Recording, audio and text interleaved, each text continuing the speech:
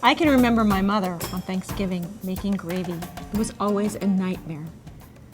It's because the gravy was thickened with flour. We use lots of starches to thicken sauces, and for many people it is a nightmare. But if you know the simple tricks and what to use for which kind of sauce, it becomes very simple and easy. Let's talk about the different kinds of starches that we find in the marketplace. Most commonly, we're going to find flour. For making sauce, you want to use all-purpose flour, or cake flour, or Wondra. Nothing stronger than all-purpose flour, or you're going to wind up with a sauce that's very gluey. Flour has some protein in it, and that's why when we make a sauce with flour, we get a very opaque sauce. Because there's protein in the flour, it needs to be cooked out before we make a sauce, which is why we always cook flour in fat, usually butter, making a roux before we continue with the sauce. I'm going to show you that in a minute, but let's talk about the rest of the starches first. Another starch that I'm sure I would find in your kitchen is cornstarch. Cornstarch comes from corn, and as such, it's a pure starch. It doesn't have protein in it. When we make a sauce from cornstarch, it tends to be a bit filmy, and as it cools, it will set up like gelatin. Cornstarch has a flavor of its own that it will impart to your sauce. None of those elements of cornstarch are a problem. It's a great starch of choice. If that's not going to work for you, you might want to consider a different starch. Another starch that's very readily available is potato starch. We find this in small boxes in the section of the store by the flours, sometimes called potato starch or potato flour. One of the great benefits of potato starch is that it will not impart any additional flavor to your sauce. It has no protein in it, so it's going to give you a filmy sauce, and it can be cooked for a long period of time. So if you're cooking something, for example, a stew, beef bourguignon, that needs to be cooked for several hours, potato starch is a good choice because it won't break down in a long cooking process. The last most commonly available starch in the United States is arrowroot. We find arrowroot in small jars in the spice section of the supermarket. Arrowroot is again a pure starch. It has no flavor that it will impart to your sauce, and it will also give you a beautiful, clear result. So if you're looking for a sauce that's going to be thickened, but it's not going to change the appearance of the sauce, arrowroot is the starch of choice. So let's make some sauces and see what happens with these and how to work with them. First, we're going to make a flour-based sauce.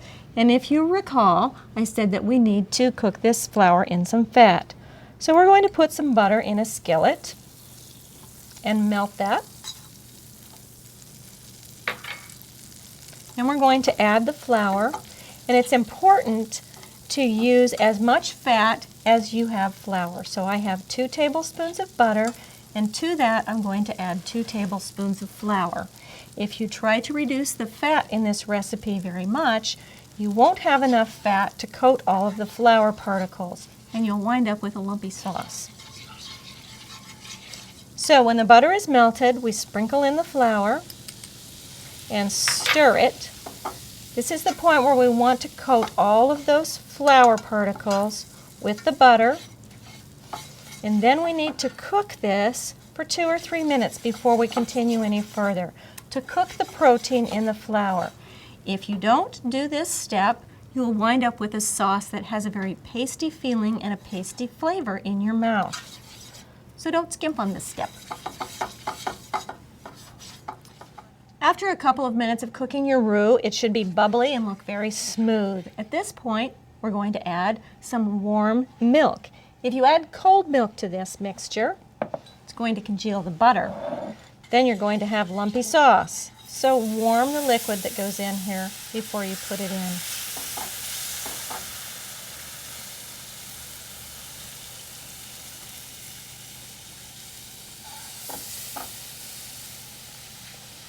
Now, it's important if you want this flour to completely thicken this sauce, you need to make those flour molecules burst. They don't burst until they come to a boil, so bring this up to a full rolling boil, all the while stirring. And that roux is going to smooth out, combine with our hot milk, and make a wonderful white sauce. All we'll need to do is season it with some salt and pepper, maybe put some herbs in here, and we're ready to go. This is the same technique that you'd use for making a gravy.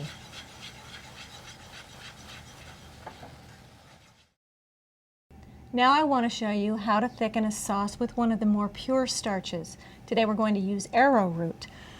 And when you make a sauce with a pure starch like arrowroot, we're going to make what's called a slurry. So before we add that to our sauce, we're going to mix it with a liquid. But before we do that, we have to start with a sauce base. So into our pan, we're going to add some butter. We're going to melt that. We're going to make a lemon wine butter sauce. So just a little bit of butter in here. We don't even need all of that. We're going to put, about 3/4 of a cup of white wine. We want to save a little bit of the wine because we're going to make our slurry with that. And we want to turn this all the way to high to reduce that wine down so that we concentrate the flavor and get a really wonderful taste to our sauce. Now while the wine's cooking, I'm going to add some lemon zest because we want this to be a very lemony sauce. And then while that's cooking, I'm going to squeeze half a lemon so that we have some freshly squeezed lemon juice to go into our sauce as well. We're going to add that. We'll add a little bit of it now and a tiny bit toward the end just to really wake up the flavor. So while that wine is reducing, let's make our slurry. Let's talk about that for a second. In this bowl we have arrowroot, which again is a pure starch. It's going to give us a beautiful clear sauce. It's not going to add any flavor. So to our arrowroot, we're going to add enough liquid to be able to make a very thin mixture. We don't want a thick pasty mixture. We want it to be very thin. It's important that whatever liquid we put into our starch at this point is cold, no warmer than room temperature at the most. If you put hot liquid in here, you're going to instantly make lumps.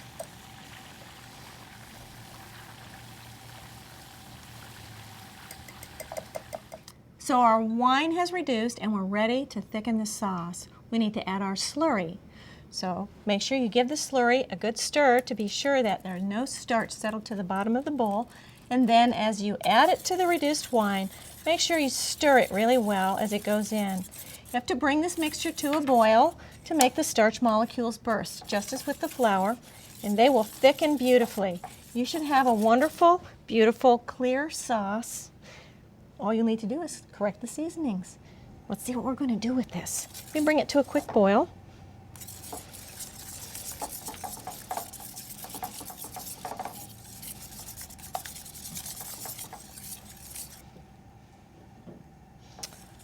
Okay, there we go.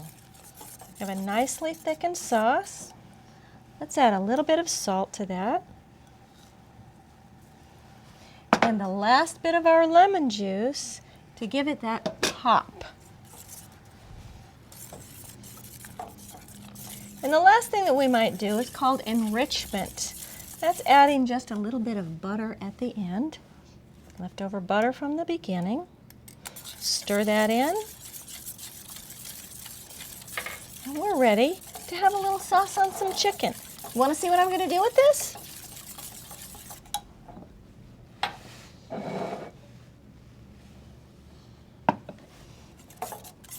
Let's put just a little bit of sauce on our chicken breast here.